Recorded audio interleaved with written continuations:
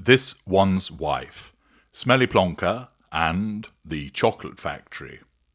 Hello, I'm hgtudor. This One's Wife, who has a reputation for being a bit of a pong and rather unhygienic, hence the name Salmonella Sussex, which is hugely entertaining. And if you're not familiar with the word plonker, it means someone who's a bit of an idiot, which is a mild description, of course, for this one's wife, but it was the appropriate rhyming, of course, with Wonka that I was looking for. She has, whilst her father lies recovering from an operation in a hospital in the Philippines, been doing what she does best. Promoting herself, of course. Let's have a look at what she's been up to, once again, turning to social media.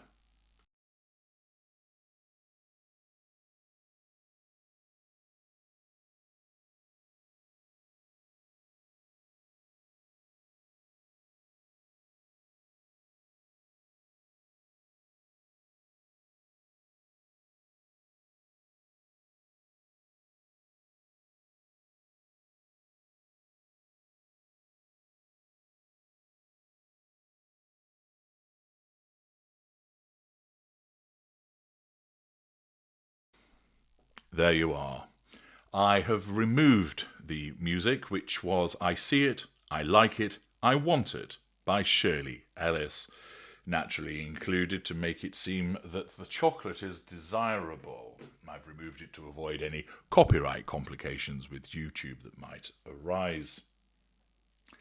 This One's Wife once again turns to social media, and as I explained all of those months ago, Instagram would prove to be her undoing, and it does again on two fronts.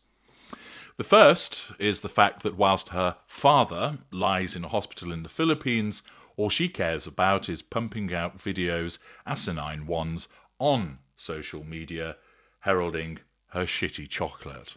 Yeah. So the world can see you really don't care about your father at all. Chocolate is more important to you. Secondly, it also provides an opportunity to once again see the faults and the self-absorbed nature of this one's wife.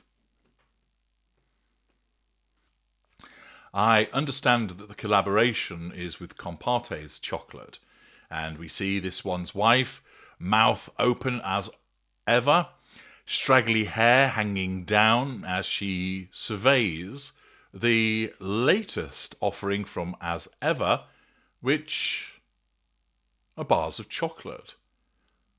Now, the packaging for once isn't too bad, actually. Better than the dull labels that she's used on and packaging on everything else. So, slight improvement there. And we see that there is shortbread cookies with bee pollen and milk chocolate. So bee pollen has been inserted into the chocolate. How does that work? Does it actually taste of anything? Does pollen taste of anything? Honey? Yeah. Bee pollen? Are there any food administration consequences in relation to that? Who knows? Now, what you'll notice as you've seen the video is that everybody else that's working there, they're wearing gloves and they've got hairnets on. They've got hair pieces to keep their hair under control. This one's wife initially isn't wearing gloves, although in fairness, in the early part of the video, she's only handling the packaged goods. She's not touching the product itself. Hair is down, of course. The gentleman with her, I'm assuming, is the owner of the chocolate factory who's invited Smelly Plonka in, showing her around. And we get to see, of course, bits of the shortbread in it, which is presumably from her useless mix. And we get to see an image of the bars of chocolate and the raspberry spread. The Solent Red is on display. And I have to say, it looks wholly unappetizing as it's sort of gunked into the chocolate.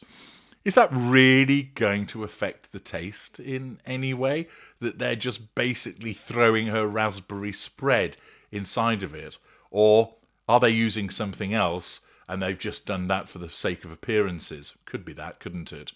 We then see this one's wife actually wearing some gloves, but hair all over the place again as she's making one of the white chocolate bars and Mr. Compartes is adding flour sprinkles. So you can have raspberry spread with sea salt dark chocolate, delicious Soylent Red chocolate for you there, or flour sprinkles with hemp hearts in the white chocolate.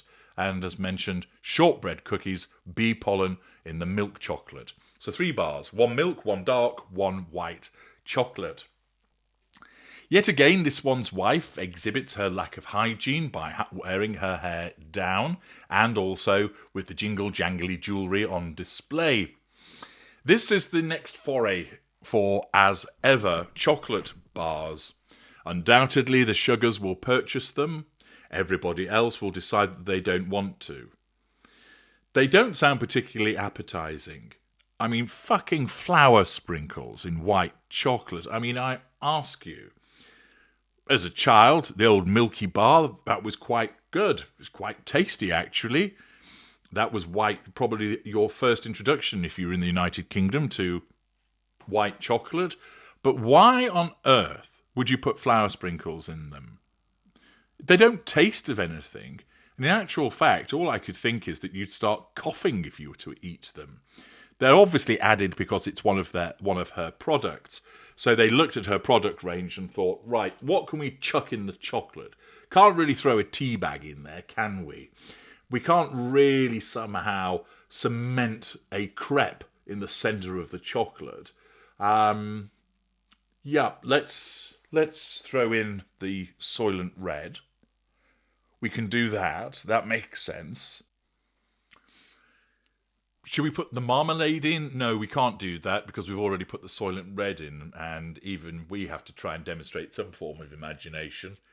What else can we slide in there? How about a wickless candle? No, it'd be a bit chewy, won't it?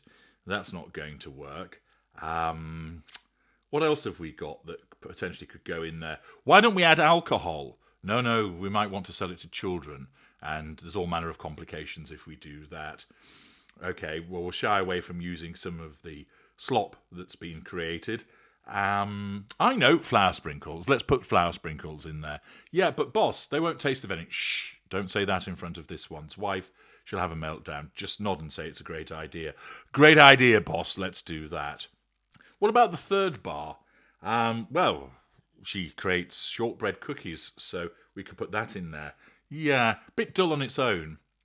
I know, how about putting the honey in there? No, let's make it sound a bit more exotic and add bee pollen. Bee pollen? What do you mean, just pollen? How is it bee pollen? And don't wasps actually collect pollen as well? Why don't we put wasp pollen? Can't put wasp pollen. Nobody likes wasps. But bees. Bumblebee.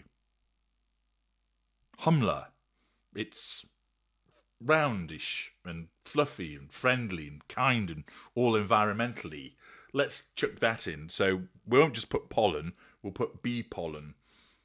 Right. Okay. What if people have allergies to pollen? Shh. Stop adding complications. Just do as you're told. Soylent Red in that one. Okay. Flour sprinkles in that one. And shortbread and bee pollen. Stick it in there. So this is the latest wheeze of this one's wife. Smelly Plonka pops along to the chocolate factory, naturally has to ensure that it's filmed, and naturally has to ensure that this is then broadcast on her social media in order, as you know, to pursue the prime aims. Look at me. Respond to it. Provide me with fuel. See what a female founder I am. Look at me now, branching out. Is there no end to my business empire? I sell wine. I sell tea bags. I sell cookie mix. I sell crepe mix. I sell spread. Now I'm selling you chocolate. Once again, it's not going to make her a billionaire because she's reliant upon somebody else undertaking the fundamentals, and then she just comes in on top and adds her name to it. Her split from it will be pretty piss poor, and once again, given the fact that most people find As Ever laughable, despite the attempts of her marketing team to pump out 4 or 5 videos each day connected together on the As Ever Instagram page, most people are avoiding it. I'm HG Tudor. Thank you for watching.